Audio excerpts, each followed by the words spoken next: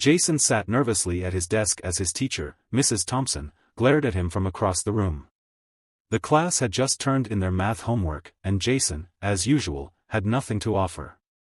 "Jason," Mrs. Thompson's voice cut through the quiet classroom, "where is your homework?" The class fell silent, all eyes on him. Jason knew this was coming, but this time, he had a story ready, an excuse so elaborate it might just be his best yet. "Mrs. Thompson," he began, standing up slowly, "I had my homework done.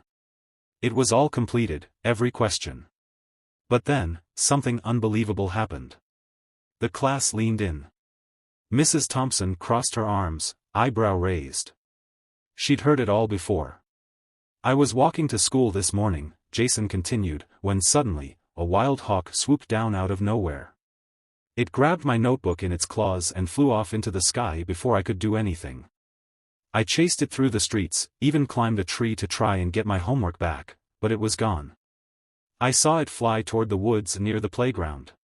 The class stifled their giggles, but Jason was committed. His face was serious. "And that," he said, looking Mrs. Thompson in the eye, "is why I don't have my homework today." The silence was thick. Mrs. Thompson slowly walked to her desk, pretending to consider his story. Jason's heart pounded.